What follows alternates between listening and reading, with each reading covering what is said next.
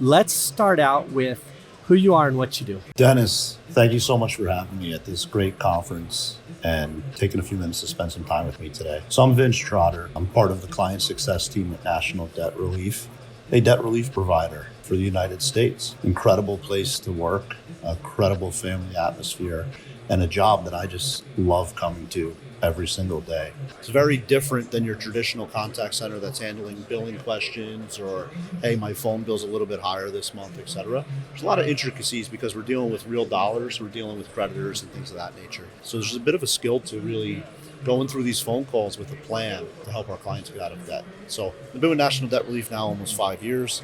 I originally ran the quality assurance part of the organization, which is how I started coming to CCW. I was really looking for a speech analytics platform, was able to find that here. And now, this has grown exponentially over the years. This show, I remember coming here, right? Because they held the COVID show, even though, and it was like Ghost Town. And now it feels like we're in like a major Vegas show. They have come back incredibly. And it's great to see. And I do think that this is the leading contact center conference. I'm going to agree with you. And I work and represent a lot of different shows, but nothing quite compares to this. It's so well run. It is. The schedules, finding the rooms, the lunch, the food is good. I've heard compliments all over the place. I had a vegan salad yesterday. Was it good? Yeah. Yeah. It was, considering I don't really eat vegan that much. The awards ceremony, some incredible winners. It's just been a great week. I think there's a really good buzz about it. No doubt next year is going to be bigger because this was a really good one. Yeah, this is a great show. So Vince, since I have you, and I want to talk a little bit, because in your call centers, as you just mentioned, there is a little bit of a more complex, long-term. Yeah. Your agents have to be super smart. Not a lot of calling to reset your passwords, I imagine. No, not too much calling to reset the password. They do lose them here and there for our portals and things of that nature. But I think if, just to go back to your question about the agents, I think we do a great job of recruiting the right person. And it's really important because we're a business that's built on care. We're in a position where we can go a little bit above and beyond and make sure that we're caring for our clients. So we definitely have to find the person that fits that niche. It's from the top down too. Our owners, you hear everywhere you go, we're a family, this is great culture, et cetera, right? The owners really infiltrate that through the entire business. And that makes us want to make sure that we continue to bring the right people in so we can have those great experiences, great culture. And then word of mouth, of course, helps the business. So throughout the world, I think we've done a really nice job of hiring the right people. And our attrition rates, because we're doing a good job of bringing those right people in, are the lowest probably in the industry. I wonder how much of that has to do with your great culture and the support you give people, but also your agents. It seems to me like I'm just guessing here, but there'd be a lot of training and a lot of investment to even get good as an agent. Like, you can't just take somebody and ramp them up in a weekend, can you? No, and it's something we had to figure out on the fly, and it's another thing that we kind of figured out here at CCW probably, I think 2 years ago now, right? Since our training used to take us 5-6 weeks. Yeah, I can imagine. Super long onboarding, stressful at times because you're just sitting in a chair the whole time, right? You're not talking to any clients, you're trying to learn, and then you go on the job and you're like, well, what the hell do I do now? Because I got these calls, I got somebody in my ear, and I can't type and work at the same time, right? So, 5 to 6 weeks, we were able to cut that down. We're at 4 weeks solid now, and we utilize SimTrain, which I think is a great training platform where you're able to build these models and it scores them out where I can have a conversation during training without talking to a real live customer. It feels like one. So I get to kind of walk and learn to ride a bike and chew gum all at the same time. So that way when I hit the floor, I'm like, oh no, I'm super stressed out. What am I going to do? It's been very beneficial. Our speed to competency has come down by months with the reduction in training time. It's been incredible. We're just continuing to build more and more models within SimTrain. It's been super helpful. More and more of these tools are going to be in place. So you have a unique perspective. You have a higher bar for training than most.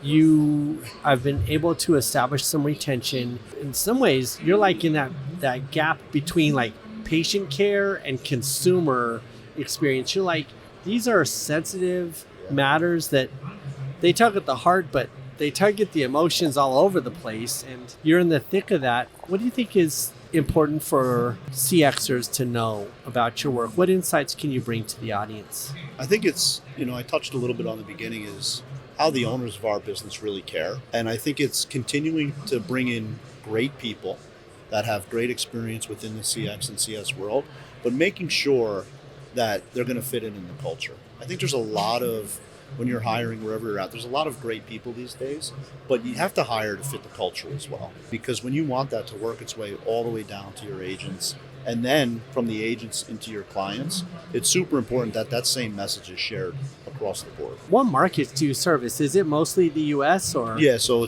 we're only in the U.S. and it's credit cards or personal debt. And do you have agents? Are they all domestic or are they onshore, nearshore? Yep. How do you staff for agents that have such an important? They need to have contextual relevance to the U.S. struggles, so right? Nowadays it's rather difficult, right? Because there's so many call center companies out there that can help you with your staffing if you need it. We're in a great position where there's growth. So we are always staffing. We're looking for always different ways to staff, et cetera. So we have onshore centers, which are our own. We also have some nearshore centers. But what we've done, even with the nearshore centers, is we've infiltrated that kind of with the same mottos and messages as all of our internal stuff. I think we spend a little bit more dollars on making sure that even the nearshore places feel like home. They feel like it's completely national debt relief and all that.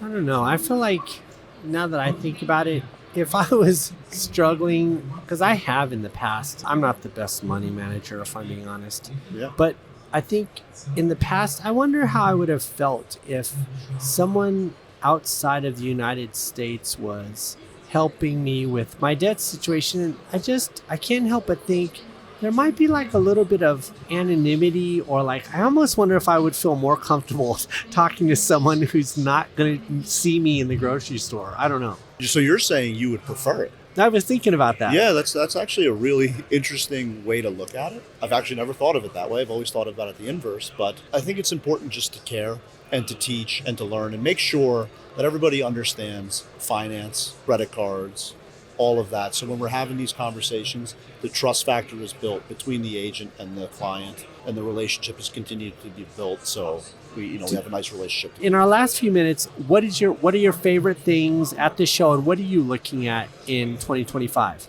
Yeah, I mean, everything's been great, and there's quite a few new things, right? SimTrain is just continuing to level up and bring new features to training, etc. I've seen some of these, like the Cresta booth is right in front of us. I've seen them grow up over the last 5 years from just being able to kind of look at chats. I was just looking at their tool. Now they have the entire life cycle for QA, for phones, etc. All the phone calls. It's been great to see. What a booth. Some of these booths are wild. I don't even know, how do you architecture one of these to get them mailed here? It's I was just asking the team here, because we're at the OP360 booth. This thing, I'm like, just in between shows, I was like, hey, this must have been really like challenging to set up. And expensive. And she was like, yeah. Yeah, I mean, but these booths are crazy. What I like is, I think what's good for all the vendors that are here is competition. Because competition is good for all of us that are on the end user side, because it's just going to have them keep leveling up and building stronger and better platforms. That's only going to help us work with the agent and our centers better. So I love to see it. We got some really good numbers about the conference this year. 50% buyer, 50% seller, which is beautiful to see. So many conferences are struggling. I hear it all over the world. People are struggling. This does seem to be the premier, I'll say, U.S. show where you do get, at the level of magnitude, the thought leaders and the content. Like, there's a reason for buyers and to come here as opposed to just exhibitors. Well, even the other way, right? Like the exhibitors, they don't want to spend all that money to be an exhibitor if there's not going to be that many buyers, right? So I think it's a beautiful thing. I would love to see next year when I walk into that board meeting that it's 55% buyer and 45% seller. I think that'd be a huge bonus to everybody. Well, someone's got to do it. Yeah. What do you think people should be on the watch out for next year? Like, if you're an expert in the industry, you got to be saying, hey, I might just wait another year on this or that. Yeah. I think the big one this year is the real time, right? The real time and the agent assist. I think that's going to be the hot topic here for the next maybe 2 to 5 years. You're hearing all the generative AI and things of that nature, but the real time and the agent assist is where it's going to go, because it's going to shorten phone calls, it's going to shorten training time, and it's going to help the agents to make less mistakes, especially in compliant environments such as ours. When do you think agent assist is really going to happen? Well, I mean, if you walk up and down this floor here, you would think it's already happened, which I think it has. I think there are some companies here that are doing it well, but we need to learn a little bit more as an industry and how to implement it, how to spin it up, and make sure the agents are all using it appropriately. Fair enough. Well, Vince, is there anything you want to talk about before we wrap up? I feel like I've been interrogating you. Well, it's kind of your job, no? Yeah. It's okay. But if is there anything you want to bring up or something on your mind? Well, what was your favorite part? I haven't had a chance to see this show. I've been sitting on this couch podcasting, and my flight was canceled on the way in, so I missed a day. Oh, no. So I've been backed up and then sitting here. But my favorite part, I think, is the conversations.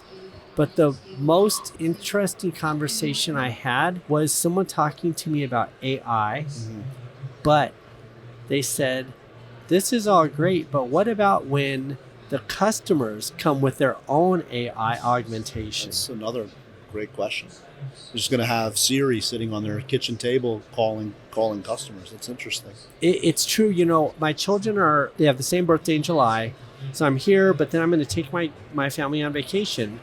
And this vacation, I'm not kidding you, Vince. Here's what I did. My wife usually is the travel agent. She dicks all this stuff, yada, yada. And it's a complex task to orchestrate 7 people, hotel rooms, yada, yada. Yeah. And our children this year, for their birthdays, they asked to bring their significant others. My daughter's bringing her boyfriend. My son's bringing his girlfriend. I said to my wife, let's just wait. Just wait a second. I brought them all into my computer. I said, ChatGPT, this couple is this age. Give me the top 10 things. Yeah. They picked them. And then I went to everybody in the room, so give me your top 3 things. And then I just said, ChatGPT, give us an itinerary so that everyone's happy. And it just popped it out. That's me with AI. Now, when I go to the resort or the accommodations, I'm so much more well-informed. Did you get the lottery numbers from ChatGPT to pay for this vacation? Bro, I didn't even know you could get. Is that in the new update? Yeah, you win all the time. It's crazy. See, that's why you're the expert on the show. But so I really think that AI as a tool to help consumers is going to be an interesting consumer augmented AI in the call center. It's going to be an interesting discussion. I mean, there's platforms out here that take phone calls, and it sounds like a human being. It's incredible stuff. Can't wait to see where it goes. I think we're always going to need agents. Yeah, of course. Agents are never going anywhere. The idea that you could run a company or a business without humans is preposterous. It's wild. I know there's fear at places like McDonald's or Starbucks, right, where they replace them with the machines, but customer service, especially in our business and our industry, it's not going anywhere. So it's only going to help. It's only going to help our agents get better. I was on the McDonald's team when we rolled out those new ways to engage. Sure. Yeah. There's still people working at McDonald's. Exactly. And then they're paying for the technology on top of it, right? So, I think there is a little bit of fear, right? Especially when you're a frontline agent of all these platforms and tools are going to take jobs, when in reality it's not. The only thing it's going to do is it's going to start getting smarter about feeding the right calls to the right agents to make them more successful. And it's going to help them get smarter and just, level up a lot faster. So I'm very excited for everything that's to come. What would you say is the number one place that call centers should invest in 2025? It's got to be AI. What kind of AI? In whatever kind of capacity you can, whether it is being able to look at 100% of your phone calls at once, right? So that was the hot topic a few years ago. But I know there's plenty of people here that are still shopping for that because we're still doing QA in a manual process, right? So if you haven't leveled up, you're not looking at 100% of your phone calls. Using a company like Observe or Acressa or something like that, that's got to be your number one. And then you can start building on top of that and start using the real time and the agent assist and all that. And then you can start getting even sexier, right, with some of the voice bots, chat bots, and things of that nature. All right, Vince, thank you so much for stopping in on CX in the Wild. I am glad we finally got a chance to sit down and have a conversation. Absolutely, Dennis. We are in the wild. This is a fun show. All right, thank you, sir. Thank you.